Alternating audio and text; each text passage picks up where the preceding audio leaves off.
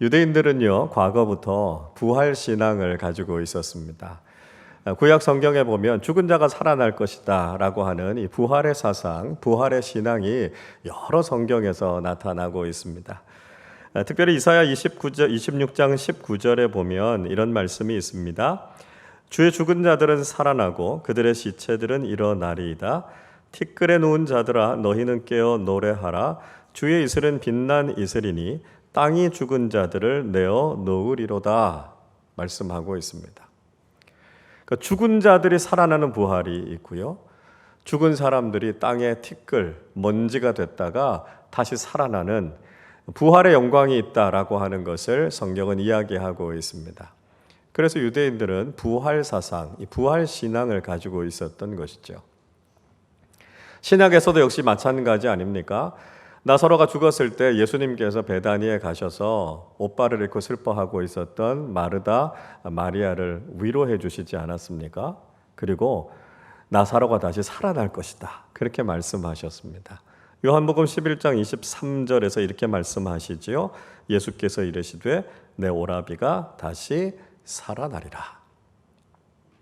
예수님의 이 말씀을 듣고 마르다가 뭐라고 이야기합니까? 24절이 이렇게 말씀합니다. 마르다가 이르되 마지막 날 부활 때에는 다시 살아날 줄을 내가 아나이다. 그렇게 이야기합니다. 마지막 때에 부활이 있을 것인데 그때 우리 오빠가 살아날 걸 저는 믿습니다. 그렇게 이야기하죠. 그러나 예수님께서 아니야. 내가 지금 오빠를 살릴 거야. 그렇게 이야기합니다. 그리고 예수님께서 무덤에 있는 나사로를 다시 살리시지 않습니까? 우리가 이것을 가리켜서 나사로의 부활 이렇게 이야기하는데요. 사실 좀 정확하게 이야기하면 나사로의 소생이 맞습니다. 부활이라고 하는 건 뭡니까? 다시 살아나서 죽지 않는 것이 부활이잖아요. 그러나 나사로는 무덤에서 소생한 이후에 다시 죽었습니다. 그러니까 이건 나사로가 부활한 것이 아니고요. 나사로가 소생한 거죠. 물론 지금은 나사로가 예수님을 믿고 천국에서 부활해서 영원한 생명을 누리고 있을 것입니다. 그러나 요한복음 11장에서 나사로를 살리신 사건은 나사로의 소생이라고 이야기해야 정확하게 맞는 이야기입니다. 자, 중요한 것은요. 마르다가 부활 신앙을 가지고 있었다라고 하는 것이죠. 자, 그런데 유대인들이라고 해서 부활을 다 믿고 있었던 것은 아니라는 것입니다. 유대교 신앙을 가지고 있는 사람 중에서도 부활을 믿지 않는 사람들이 있었습니다. 그 대표적인 사람들이 바로 사두개인이라고 하는 사람들이었습니다. 마태복음 22장 23절에 보면 이렇게 말씀합니다. 부활이 없다 하는 사두개인들이 그날 예수께 와서 물어 이르되 이렇게 이야기합니다. 그러니까 사두개인이라는 사람들은 부활을 믿지 않았어요. 부활이 없다고 말하는 사람들이었습니다. 그래서 이들이 예수님을 공격하기 위해서 부활과 관련된 굉장히 어려운 질문을 예수님께 묻고 있습니다. 이런 이야기였습니다. 어떤 사람에게 7 형제가 있는데요. 그 마지가 결혼해서 자식을 낳지 못하고 죽었습니다. 그리고 그 둘째가 형수와 결혼했는데 역시 자식을 낳지 못하고 죽었습니다. 그렇게 7 형제가 다 결혼을 하고 난 이후에 마지막 부활하게 되면 이 여인은 과연 7 형제 중에 누구의 아내가 되겠느냐라고 하는 것입니다. 이게 우리 문화하고는 다르니까요. 잘 이해하기가 어려운 이야기지만 유대권 문화에서는 형이 결혼해서 상속자가 없이 죽으면 동생이 형수와 결혼해서 그 대를 이어주어야 된다라고 하는 형사취수제라고 하는 제도가 있었습니다. 그래서 이렇게 결혼했을 때 마지막에 부활 때에는 누구의 아내가 되겠느냐라고 하는 것이죠. 이 부활을 가지고 굉장히 어려운 질문을 지금 예수님께 한 것입니다. 그들의 의도가 분명하죠. 부활이 없다라고 하는 것을 강조하기 위함이었습니다. 그런데 사두개인들이 부활을 믿지 않았던 것은 그들의 종교적인 신념 때문이 아니었습니다. 이 사두개인이라고 하는 사람들은요, 다윗 왕과 솔로몬 왕 때 대제사장으로 섬겼던 사독이라고 하는 사람의 후손들이었습니다. 이들은 주전 2세기부터 예루살렘이 멸망됐던 주후 70년까지 유대 지역에 있었던 종교 지도자들의 무리들이었습니다. 근데 이 사두개인들의 특징이 뭐냐 하면 정치 세력들과 결탁이 돼 있었다는 거예요. 그래서 아주 현실적인 종교인들이 바로 이 사두개인들이었습니다. 그러니까 이 사두개인들은 부와 권력을 가지고 있었고요. 특별히 그 당시에 사내들인 공의회라고 하는 유대인의 최고 의결 기구의 요직들을 다 가지고 있었기 때문에 정치적으로, 경제적으로, 종교적으로 모든 혜택을 다 누리고 있었습니다. 그러니까 이렇게 세상적인 기득권을 가지고 있었던 사람들이기 때문에 굳이 부활이 그들에게 소망이 될 이유가 없었던 거죠. 그들은 종교인들이었지만 현실적인 가치를 따라가는 사람들이었고요. 바리새인들을 포함해서 여러 경쟁 구도에 있었던 그 유대교 종파들보다 자신들이 세상적으로 더 많은 것을 가지려고 했던 사람들이었습니다. 이후에 바울이 복음을 전하다가 체포되게 되죠. 그때 모여 있었던 여러 유대인 그룹들이 있었는데요. 그 중에 두 부류가 섞여 있다는 걸 알아챘습니다. 한 부류는 사두개인들이었고요. 또 한 부류는 바리새인들이었습니다. 그래서 바울은 그 위기의 상황을 모면하기 위해서 이 부활이라고 하는 문제를 전면에 내세우게 됩니다. 사도행전 23장 6절이 이렇게 말씀합니다. 바울이 그중 일부는 사두개인이요 다른 일부는 바리새인인 줄 알고 공회에서 외쳐 이르되 여러분 형제들아 나는 바리새인이요 또 바리새인의 아들이라 죽은 자의 소망 곧 부활로 말미암아 내가 신문을 받노라 그렇게 이야기합니다. 그러니까 바울이 잡혀서 이렇게 신문을 당하고 있는 이유가 뭐라고요? 예수 그리스도의 부활의 복음을 전하고 있기 때문에 내가 지금 이 어려움을 당하고 있다라고 하는 것이죠. 나는 부활을 믿는다 이렇게 이야기하니까 순식간에 회중들이 두 부류로 갈려지게 됩니다. 부활을 믿지 않는 사두개인들과 부활을 믿는 바리새인들이 서로 다투게 되죠. 그 와중에 바울이 그 위기를 모면하게 됐습니다.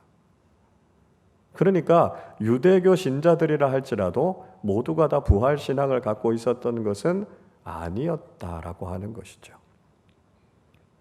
여러분 오늘날에도 비슷한 양상이 있죠. 예수님의 부활을 믿는 신앙인들이 있는가 하면 부활이라고 하는 것은 허무맹랑한 이야기이기 때문에 도무지 받아들일 수 없다고 이야기하는 사람들이 있습니다. 때로는 교회에 다니는 사람들 중에서도 심지어는 신학교 교수들 중에서도 부활을 받아들이지 않는 사람들이 있습니다. 서구의 자유주의 신학을 신봉하는 학자들은요, 대부분 이 부활을 역사적인 사실로 받아들이지 않습니다. 그래서 이 자유주의 신학자들은 하나님의 아들이신 예수 그리스도에 대해서는 별로 관심이 없어요. 그리고 역사적 예수에 대해서 관심이 있습니다. 그러니까 한 인간으로 오신 예수님, 완벽한 인성을 가지신 예수님이 어떤 분이신가? 그분을 향한 존경, 그분에 대한 연구, 거기에 관심이 있는 것이죠. 이 학자들은 그런 이야기를 합니다. 예수 그리스도의 복음에서 이 부활과 기적을 빼면 이것보다도 매력적인 진리가 없다는 것입니다. 부활과 기적을 탁 빼버리고요, 복음을 전하면 이 논리적이고 이성적인 현대인들에게 아무런 거부감 없이 잘 받아들여줄 수 있는 그런 복음이 될 수 있다는 것이죠. 여러분 어떻게 생각하십니까? 우리 기독교 신앙에 있어서 부활을 빼버리면 남는 것은 무엇이겠습니까? 오늘 사도 바울이 이 질문에 대해서 아주 진지하게 묻고 있습니다. 바울 당시에도 부활을 믿는 사람들이 있었는가 하면 부활을 믿지 않는 사람들이 있었기 때문이죠. 자, 오늘 12절 말씀을 같이 읽어보겠습니다.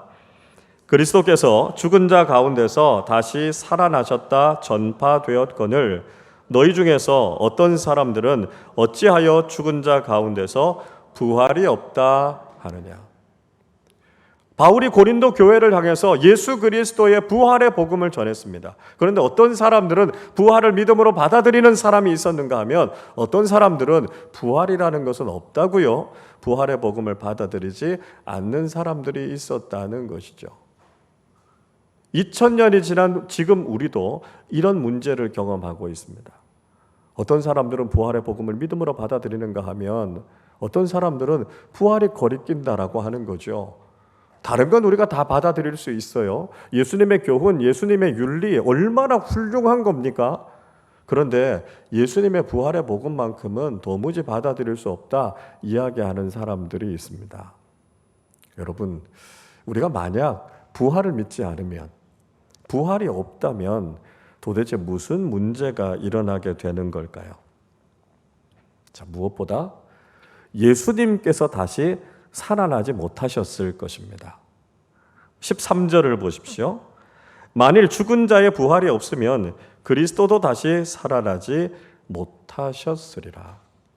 자, 부활을 부정하면 예수님이 살아계시는 게 아니라고요? 예수님께서 죽음의 권세를 이기시고 부활하신 것, 이 모든 것들이 다 헛되다라고 하는 것이죠. 이걸 가리켜서 소위 예수님 부활의 거짓말설이라고 이야기합니다. 그러니까 예수님은 부활한 게 아닌데 예수님의 제자들이 무덤에서 예수님의 시체를 몰래 훔쳐갔다는 것입니다. 그리고 예수님께서 부활하셨다라고 하는 소문을 퍼뜨렸다라고 하는 것이죠. 예수님께서 십자가에서 죽으시고 그 다음 날이 됐을 때 대제사장들과 바리새인들이 빌라도를 찾아가서 이렇게 이야기합니다. 마태복음 27장 63절의 말씀입니다. 주여, 저 속이던 자가 살아있을 때에 말하되 내가 사흘 후에 다시 살아내려 하는 것을 우리가 기억하노니, 그렇게 이야기합니다. 유대 종교인들이 빌라도에게 가서 저 예수라는 사람이 살아있을 때 자기가 죽으면 3일 만에 부활할 것이다, 이걸 가르쳤다는 거예요. 그래서 혹시 제자들이 와서 시체를 훔쳐가고 난 이후에 예수님이 부활했다 이렇게 이야기하면 이전보다 혼란이 더 커질 거라는 겁니다. 그러니까 무덤을 지키는 경비병들의 숫자를 늘리고 무덤을 돌로 막아가지고 절대로 그런 일이 일어나지 않도록 미연에 방지하는 것이 현명한 것이다 라고 하는 충고를 해주고 있는 것이죠. 여러분, 정말 예수님께서 부활하지 않으셨다라고 하면 우리가 믿고 있는 살아계신 주님, Living Christ라고 하는 것이 아무런 의미가 없어진다는 것입니다. 또 부활이 없으면 우리가 전도하는 것도 우리의 믿음도 헛되다라고 하는 것이죠. 14절을 보십시오. 그리스도께서 만일 다시 살아나지 못하셨으면 우리가 전파하는 것도 헛것이요 또 너희 믿음도 헛것이며. 여러분, 우리가 복음을 전하지요. 무슨 복음을 전합니까? 예수 그리스도의 십자가와 부활의 복음을 전합니다. 그런데 예수님께서 부활하지 않으셨다면 우리가 전하는 복음은 아무 의미가 없어지는 것이죠. 그 복음 우리가 전할 수가 없는 것이죠.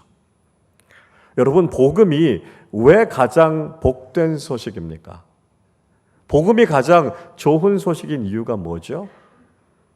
복음은요, 죽어도 죽지 않는다고 가르치기 때문입니다. 아니, 오히려 죽으면 영원히 산다고 가르치기 때문에 복음이 가장 기쁜 소식이죠.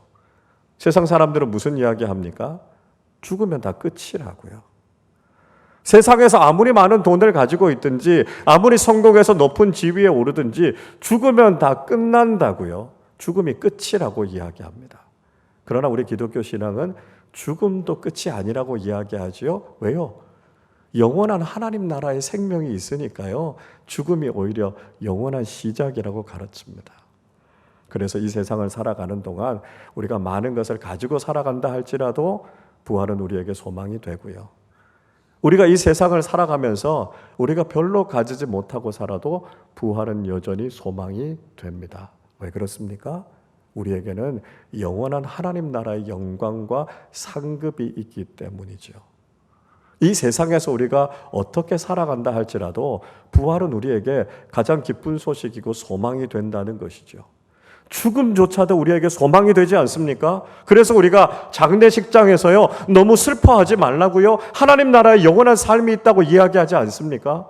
그런데 만약에 부활이 없으면 우리 거짓말쟁이가 되는 겁니다.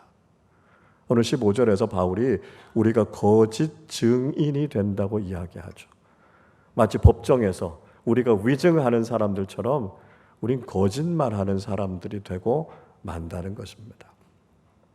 또 우리의 믿음은요, 절망을 이기는 소망을 믿고 있죠. 죽음을 이기는 생명의 능력을 믿고 있습니다. 그런데 부활이 없다면 이런 믿음도 다 헛된 것이라고요. 우리가 전하는 복음도, 우리가 믿고 있는 믿음도 전부 다 가짜가 된다는 것이죠. 그리고 부활이 없으면요, 죄의 문제가 해결되지 않습니다. 17절을 보십시오. 그리스도께서 다시 살아나신 일이 없으면 너희의 믿음도 헛되고 너희가 여전히 죄 가운데 있을 것이요, 말씀하고 있습니다. 예수님께서 십자가에서 죽으신 이유가 뭡니까? 우리의 죄의 문제를 해결하시기 위해서, 우리에게 죄사함의 은총을 주시기 위해서 십자가에서 죽으시지 않으셨습니까? 물론 예수 믿어서 우리가 병도 낫고요, 예수 믿어서 가난도 극복하고요, 예수 믿어서 인간적인 많은 문제들도 해결할 수 있습니다. 그러나 그것이 예수님께서 십자가를 지신 궁극적인 이유는 아니지 않습니까? 예수님께서 십자가를 지신 이유는 근본적인 우리 인생의 문제인 죄를 해결하시기 위해서 십자가를 지시고 죄와 사망의 권세를 깨뜨리시고 부활하셨죠. 근데 만약에 부활이 없으면 죄의 문제는 해결되지 않고요, 죄는 그대로 우리에게 남아있게 됩니다.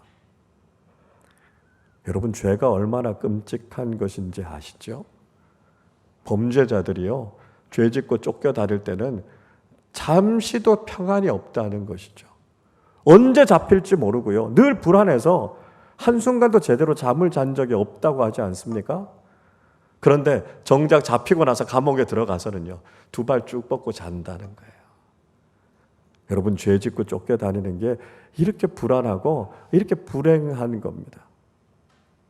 여러분, 뭔가 잘못하고 이 죄책감에 눌리는 거, 이게 얼마나 괴로운 일입니까? 평생 이 죄책감 때문에 인생을 불행하게 살아가시는 분들도 참 많이 있습니다. 여러분, 죄가 우리 인생을 불행하게 하는 것이고요, 우리가 이렇게 불안하게 살아가는 이유는 이 죄의 문제를 해결하지 못했기 때문입니다. 예수님께서 부활하셔서 우리의 죄의 문제를 해결하셨는데 만약에 부활이 없으면요, 우리는 여전히 다시 죄의 노예로 돌아가야 되는 겁니다. 우리 인생이 너무너무 불행해지는 것이고요, 결국은 죄 때문에 우리는 망하게 된다는 것이죠. 결론적으로 바울은 부활이 없으면 우리가 이 세상에서 가장 불쌍한 사람이 될 것이다 이야기하고 있습니다. 19절을 같이 읽어보겠습니다. 만일 그리스도 안에서 우리가 바라는 것이 다만 이 세상의 삶뿐이면 모든 사람 가운데 우리가 더욱 불쌍한 자이리라. 부활이 없으면 내세도 없고요, 영원한 천국도 없습니다. 그러니까 우리에게는 오직 눈에 보이는 이 세상에서의 삶이 전부라는 거죠. 만약에 내세가 없고 부활이 없으면요, 우리가 이 세상에서 다 가져야 되고요, 다 누려야 됩니다. 부활 이후에 영원한 천국을 준비하면서 기다리는 것 아무런 의미가 없어집니다. 그러니까 그리스도인으로 살아가는 것이 제일 미련하고 어리석은 것이죠. 여러분, 한번 생각해 보십시오. 우리는 천국에 대한 소망, 그 영원한 하나님 나라의 영생을 믿기 때문에 우리가 이 세상 살아가면서 기꺼이 손해보고 양보하는 거 아닙니까? 우리가 신앙인답게, 우리가 그리스도인답게 살아가기 위해서 포기하고 내려놓고 기꺼이 섬기는 삶을 살고 있는 것 아닙니까? 우리가 하나님 나라에서 그 영광스러운 예배를 드릴 것을 기대하면서 우리가 지금 이 좋은 시간에 주님 앞에 나와서 세상 다른 거 다 내려놓고요, 천국을 미리 맛보면서 이렇게 예배하는 것을 연습하고 있는 것 아닙니까? 세상 살아가면서 다른 사람들 위해 군림하고 다른 사람들보다 더 많은 것을 가지려고 하기보다는 그리스도인다운 섬김의 리더가 돼서 더 많은 것들을 나누어 주고 실천하는 삶을 살아가고 있지 않습니까? 여러분, 만약에 이 세상의 삶이 전부라면 우리가 영원한 하나님 나라를 소망하는 것도요, 그 나라를 위해서 우리가 인내하고 양보하고 손해보고 희생하면서 살아가는 건 아무런 의미가 없어진다는 거예요. 그러니까 우리만큼 어리석고 미련한 사람들이 없다는 것이죠. 부활이 없으면 이렇게 된다는 것입니다. 자, 여기까지 설교를 들으시면 마음이 상당히 어려우실 수 있으실 겁니다. 염려가 생길 수 있고요, 좀 우울해지는 마음이 들 수도 있습니다. 아니, 정말 부활이 없는 거 아니야? 이런 의심이 생길 수도 있습니다. 그러나 여러분 안심하십시오.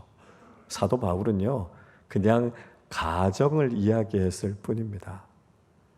바울이 이야기하는 것은 정말 부활이 없다는 이야기를 한 게 아니고요. 만약에 부활이 없다고 가정한다면 어떤 일들이 있겠는가라고 하는 이야기를 하고 있습니다. 그 가정이 진짜라면 우리의 믿음도 우리의 모든 것도 다 헛된 것이 된다는 것이죠. 그러나 바울이 정말 이야기하고 싶었던 것은 그 가정이 틀렸다는 이야기를 하고 싶은 겁니다. 그 가정이 잘못됐고요. 부활이 진리라고 하는 것을 역설적으로 강조하기 위해서 부활이 없다라고 하는 것을 가정해 본 것이고요. 그 가정이 잘못됐다라고 하는 것을 이야기하고 있는 것입니다. 그래서 부활은 진짜이고요. 부활이 진리라는 것을 이야기하고 있습니다. 오늘 20절 말씀을 우리 같이 읽어보겠습니다. 그러나 이제 그리스도께서 죽은 자 가운데서 다시 살아나사 잠자는 자들의 첫 열매가 되셨도다. 아멘. 바울은 그러나라고 이야기합니다. 부활이 없다고 이야기하는 사람들이 있고요. 부활이 없다면 어떻게 될까 가정하는 사람들이 있지만 그건 진리가 아니라는 거예요. 예수 그리스도는 살아나셔서 지금도 우리와 함께 하시는 부활하신 주님이 되신다는 것이죠. 예수님께서 잠자는 자들의 첫 열매가 되셨다 말씀하고 있습니다. 잠자는 자들, 죽은 자들을 이야기하는 거 아닙니까? 예수님께서 십자가에서 죽으셨지만 3일 만에 부활하셔서 이제 앞으로 죽은 모든 자들의 첫 열매가 되셨다는 거예요. 나무에서 열매가 맺히면 그 이후에 계속해서 열매가 맺히는 것처럼 계절이 지나고 해가 바뀌어도 다시 열매가 맺히는 것처럼 그렇게 우리도 예수님처럼 부활하게 될 것이다 라고 하는 것이죠. 그렇기 때문에 예수님의 부활을 믿고 있는 우리는 결코 어리석은 사람들이나 불쌍한 사람들이 아니라 가장 행복한 사람들이다 라고 하는 것을 이야기하고 있는 것이죠. 동시에 우리가 믿은 예수 그리스도는 부활하셔서 지금도 살아계시는 주님이 되신다는 것입니다. 그리고 살아계신 주님을 만나게 될 때 그 주님으로 인해서 우리의 삶도 살아나게 되고요. 변화된다는 것을 이야기하고 있습니다. 그 대표적인 증거가 바로 사도 바울 아닙니까? 바울이 과거에는요, 자기도 죽이고 다른 사람도 죽이는 사람이었습니다. 그러나 살아계신 주님을 만나고 난 이후에 바울은 자기도 살아났고요, 자기를 만나는 많은 사람들도 살리는 사람이 되었습니다. 여러분, 어떻게 무덤 속에 있는 예수님의 시체를 믿는 사람이, 어떻게 거짓말을 진리라는 속임수를 믿는 사람들이 자신의 삶이 변화되어지고 다른 사람도 살리고 변화시킬 수 있습니까? 여러분, 죽은 것은 살아있는 것에 좋은 영향을 미치지 못합니다. 죽은 건 자기도 부패하게 되고요, 결국 다른 사람들도 부패시키고 말죠. 살아있는 것이 살아있는 것에 영향을 미치고 변화를 시키는 겁니다. 심지어 영원히 살아있는 것은 죽은 것조차도 살리는 놀라운 기적을 일으키게 되는 것이죠. 부활하신 주님은 지금도 살아계시기 때문에 부활하신 주님을 만난 사람들은 놀라운 변화를 경험하게 된다는 것입니다. 지금도 유대인들과 이슬람권에 있는 사람들이 폭발적으로 예수를 믿는 사람들이 증가하고 있습니다. 여러분 잘 아시는 것처럼 예수 믿기 가장 어려운 사람들이 유대인들과 이슬람권에 있는 사람들입니다. 유대인들에게 가서 복음을 전하려고 하면 유대인들은요, 자기들이 성경을 더 잘 안다고 이야기해요. 구약 성경이 그들의 역사 아닙니까? 그러니까 우리가 그들에게 가서 성경 공부하자 이렇게 이야기하면 그 사람들 비웃습니다. 이슬람에 있는 사람들, 유대인으로 오신 예수님이 우리의 유일한 구원자다 이런 이야기 듣기 싫어합니다. 예수님이 하나님의 아들이시다 이렇게 이야기하면 예수님이 선지자로 인정하기는 하지만 하나님의 아들, 신적인 존재라고 이야기하면 알라를 모독하는 것이기 때문에 여러분 테러 당하실 수도 있습니다. 그런데 지금 유대인들 중에, 이슬람권에 사는 사람들 중에 예수 믿고 개종하는 사람들이 엄청나게 많이 늘어나고 있습니다. 여러분, 어떻게 이런 일이 일어날 수 있을까요? 그 이유는 부활하신 주님께서 살아계신 주님께서 그 사람들을 찾아가서 만나시기 때문입니다. 개종하신 분들의 간증을 들어보면요, 그 사람들이 꿈에서 환상을 통해서 부활하신 주님을 만났다는 거예요. 주님이 그들을 만나시고 그들에게 부활의 복음을 들려주시니까요, 그들이 믿지 않을 수 없었다고 하는 그들의 체험을 간증하고 있습니다. 가히 사도 바울급의 회심이 일어나고 있는 것이죠. 여러분, 주님께서는 부활하셔서 살아계시기 때문에 지금도 주님을 만나는 사람들에게 이런 변화가 일어나고 있는 것이죠. 그래서 우리의 믿음도, 우리가 전도하는 것도, 우리가 믿고 있는 부활의 복음도 다 진리라는 것을 알게 됩니다.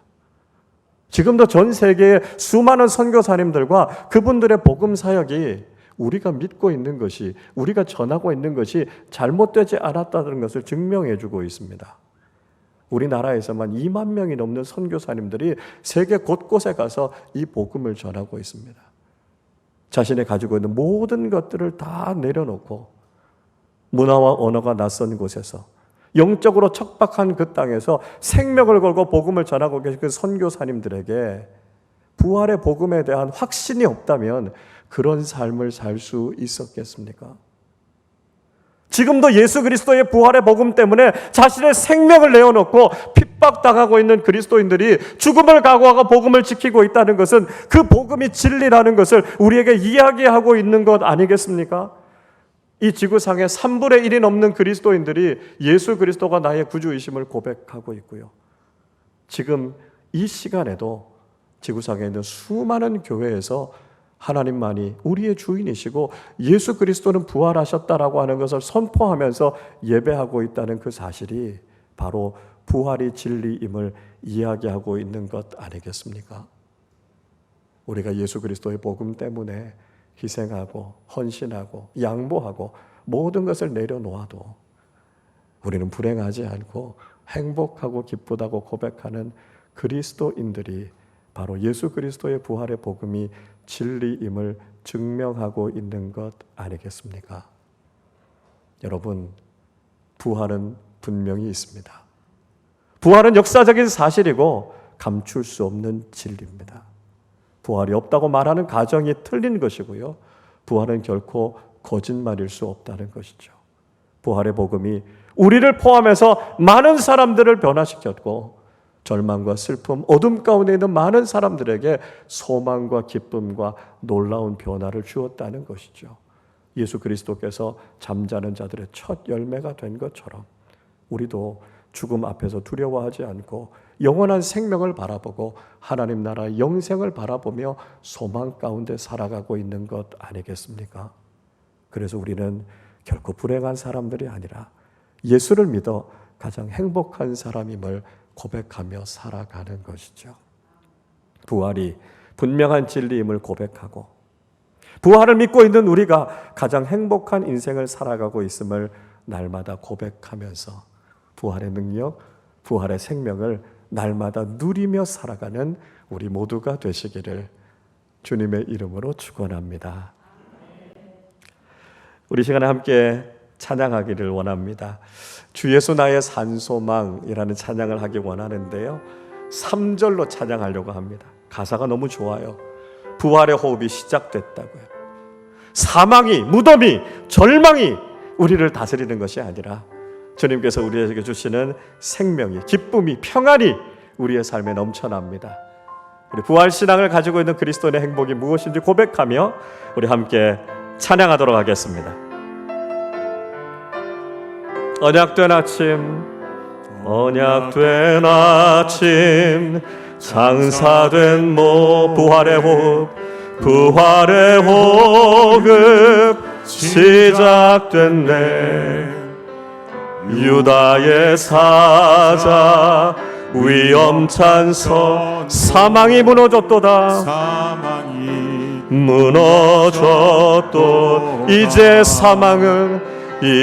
사망은 무덤이 더는 우리를 주장할 수 없네.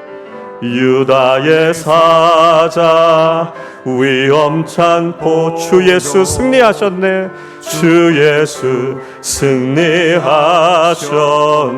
주의 십자가 내게 말하네. 영원히 난 용납됐네. 아름다우신 왕 나는 주 그리스도 나의 산소망. 그리스도 나의 산소. 할렐루야 할렐루야. 주를 찬양하여라. 할렐루야. 자유케 하셨도다. 죄의 저주 끊으신 주께 구원이 있도다. 주 예수 나의 산소. 할렐루야 할렐루야. 주를 찬양하여라. 할렐루야. 자유케 하셨도다. 죄의 저주 끊으신 주께 구원이 있도다. 주 예수 나의 산소. 그리스도 나의 산소만. 그리스도 나의 산소. 당신은 나의 산소만. 당신은 나의 산소만. 여러분, 우리 이 시간 함께 기도하십시다. 주님께서 죽음과 절망을 깨뜨리시고 우리에게 죄로부터, 사망으로부터, 절망으로부터 우리에게 자유를 허락하여 주셨습니다. 부활이 없으면 우리 인생에는 아무 소망이 없습니다. 부활을 믿지 않으면 우리에게는 그 어떤 것도 복음이 되지 못합니다. 예수님께서 죽음을 깨뜨리시고 우리에게 영원한 생명을 약속해 주셨습니다. 그렇기 때문에 이 세상을 살아가는 우리는 가장 행복한 사람임을 고백하게 되는 것이죠. 하나님, 부활의 소망을 가지고 오늘도 우리의 삶에 있는 모든 어둠과 절망, 낙심, 죄와 죽음을 깨뜨리고 기쁨과 평안, 소망과 하나님 주시는 놀라운 영생의 능력이 충만하게 하여 주시고 우리가 이 부활의 복음을 증거하며 살아가게 하여 주시옵소서. 우리 말씀을 생각하며 함께 합심으로 기도하겠습니다. 하나님 아버지, 감사합니다. 우리에게 부활의 영광, 부활의 진리를 깨닫게 하여 주시고 우리가 부활의 복음을 붙잡고 살아갈 수 있도록 주님의 은혜를 베풀어 주심을 감사합니다. 예수 그리스도께서 죽음의 권세를 깨뜨리시고 지금도 살아계시는 주님이 되십니다. 날마다 우리가 살아계신 주님을 만나고 우리의 삶이 변화되어지고 우리 인생에 있는 절망과 슬픔과 좌절과 낙심이 다 사라지게 하여 주시고 주님께서 주시는 기쁨과 평안이 우리의 삶에 넘쳐나게 하여 주옵소서. 이 세상이 우리의 소망이 아니라 하나님 나라의 영원한 생명이 있음을 바라보게 하여 주시고 세상이 결코 줄 수 없는 소망과 기쁨 가지고 살아가는 우리 모두 되게 하여 주시옵소서. 하나님 아버지, 우리가 이 부활의 복음 붙잡고 살아가게 하여 주시고 이 부활의 복음 증거하며 살아가는 우리 모두의 삶이 되게 하여 주시옵소서. 이 세상을 살아가는 동안 참된 소망이 무엇인지를 깨닫고 살아가는 우리 모두 되게 하여 주시옵소서. 하나님 아버지, 은혜와 사랑에 감사를 드립니다. 예수 그리스도를 죄와 사망 가운데서 부활시키셔서 잠자는 자의 첫 열매가 되게 하시고 죽음 이후에 우리에게 부활의 소망과 영원한 생명이 있음을 깨닫게 해주심을 감사합니다. 하나님, 세상 그 무엇도 우리에게 복음이 될 수 없고 우리에게 위안이 될 수 없지만 오직 죽음의 권세를 깨뜨리신 부활하신 예수 그리스도만이 우리의 소망이 됨을 선포하며 살아가게 하여 주옵소서. 그래서 지금 우리의 삶에 있는 모든 죄와 죽음, 절망과 낙심, 그 모든 어둠이 다 물러가게 하여 주시고 부활하신 주님께서 주시는 기쁨과 소망, 평안과 감사가 우리의 삶에 넘쳐나게 하여 주옵소서. 일생 살아가는 동안 부활의 복음 붙잡고 살아가게 하여 주시고 우리에게 영원한 생명, 영원한 소망을 주신 부활의 복음을 증거하는 삶 살게 하여 주옵소서. 감사드리며 우리 주님 예수 그리스도의 이름으로 기도하옵나이다. 아멘.